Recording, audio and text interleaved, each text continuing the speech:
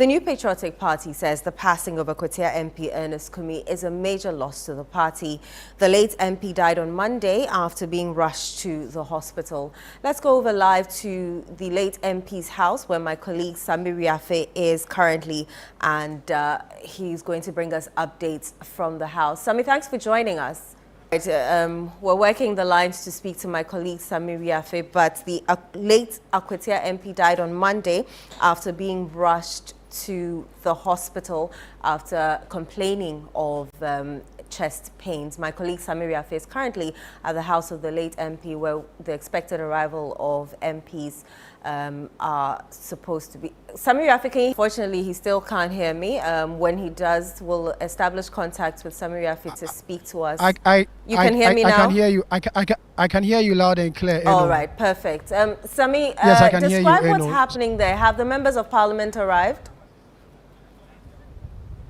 Yes, they have. As we speak, initially the leadership, the entire leadership of Parliament, with exclusion of the Speaker, were present at the home of the late Ernest Kumi. The leadership, I mean, both the minority and the majority leadership. So the majority leader, Mahama Yarega, was here with his deputy, Ricketts Hagan, as well as the minority leader, Alexander Penyomakin, and his deputy, Madame Patricia J. And the whips of both sides of the House were here to commiserate with their family following the passing of the late Member of Parliament for the Akwatia constituency.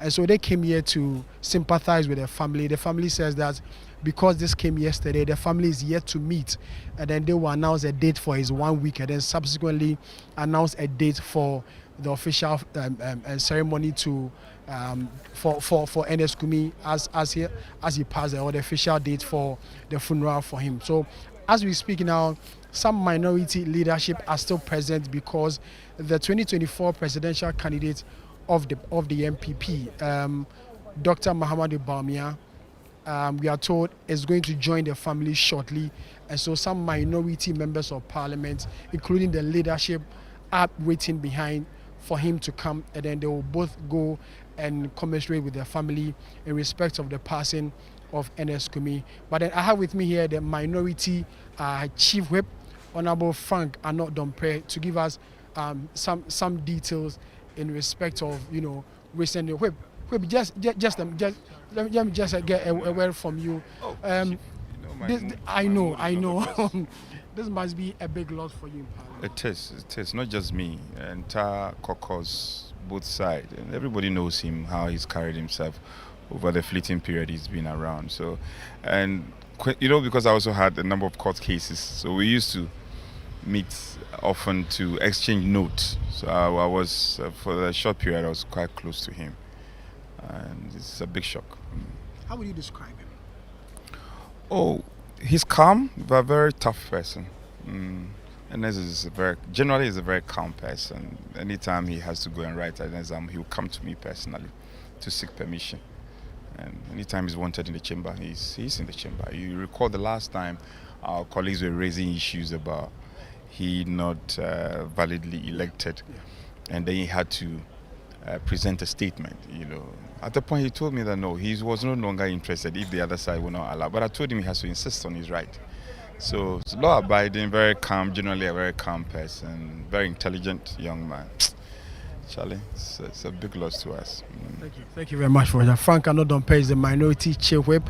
He is here with other minority members of Parliament. The minority leader here, Alexander Penyomakin, is here.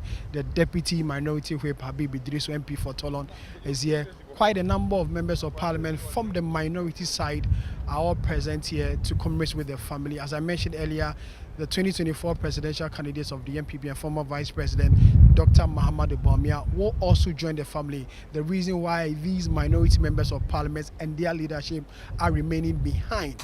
So when the Vice President, the former Vice President comes in, they all go in there to go and commiserate with their family. It's a very sad moment here. You could see and hear family members mourning and crying in there when the leadership of Parliament, when some of them can't really control their tears. They describe Ernest Kumi as a breadwinner, a man with a lot of vision, a man with high hopes for the Akwatia constituency, and they are just sad that such a vibrant life has been cut short. All right, Sami, thank you very much for that update. And we'll certainly come to you when former Vice President Dr. Mahmoud Bawumia goes to the family to commiserate with them.